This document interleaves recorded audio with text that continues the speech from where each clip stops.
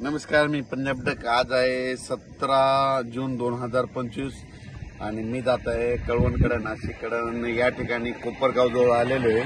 तर पाहू शकता मकाचं पीक उगून आलेलं आहे आणि काही काही ठिकाणी इतका पाऊस झाला की त्या ठिकाणी म्हणजे वापसा देखील नाही. तर अशी परिस्थिती झालेली आहे आणि काही भागामध्ये पाऊस कमी पडलेला आहे. तर राज्यातल्या सर्व शेतकऱ्यांना सांगितलं होतं की राज्यामध्ये आता म्हणजे 20 तारखेच्या नंतर पावसाचा जोर ओसरणार आहे, म्हणून हा अंदाज लक्षात यायचा. म्हणजे राज्यातला पावसाचा जोर ओसरायला आता सुरुवात होणार आहे.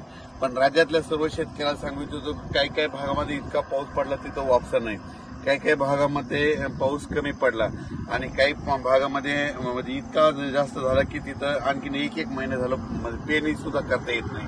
पण राज्यात मात्र सर्व शेतकऱ्यांना सांगितलं ज्यांची पेरणी झाली त्यांच्या झाल्या, ज्यांच्या राहिलं तर त्यांना जूनच्या शेवटच्या आठवड्यात एक चांगला पाऊस येणार आहे, म्हणून हा लक्षात येतं. म्हणजे 27 जूनच्या नंतर राज्यामध्ये जूनच्या शेवटच्या आठवड्यात नंतर एक मोठा पाऊस येईल. मग त्याच्यात मात्र राज्याच्या सर्व शेतकऱ्यांच्या राहिलेल्या सगळ्या पेरण्या होणार आहेत, म्हणून हा अंदाज लक्षात येतं.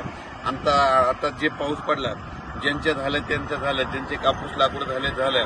पण आता 2 दिवसाच्या नंतर म्हणजे आणखी 20 तारखेनंतर पावसाचा राज्यातला जोर ओसरणार आहे. म्हणजे पाऊस कमी पडणार आहे. तसा पाऊस थोडा चालूच राहणार आहे. स्थानिक वातावरण तयार होऊन पाऊस राहील. पण राज्यात असा जी इतका मोठा पाऊस पडत होता त्याचा पाऊस आता कमी होणार आहे, म्हणून हा अंदाज लक्षात आला. आणि पाहू शकता मध्ये इतका पाऊस झाला आता मध्ये की ठीक आहे मका उगून आलेली आणि इतकं पाणी आणखी वापसा देखील नाही, इतका पाऊस आहे.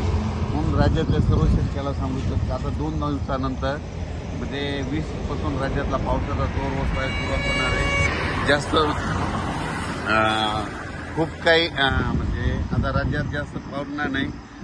सरी मात्र येत राहतील. म्हणजे आणखीन 2-4 दिवस मध्ये एकदम बंद होणार नाही, पण सरी चालत राहील. भाग बदलत पडणार आहे. आता म्हणजे सर्वदूर पडणार नाही, भाग बदलत तरच पाऊस राहणार आहे, म्हणून हा अंदाज लक्षात येतो. राज्यातल्या सर्व शेतकऱ्याला सांगू इच्छितो याच्यानंतर मग पाऊस असा चांगला मोठा कधी येईल.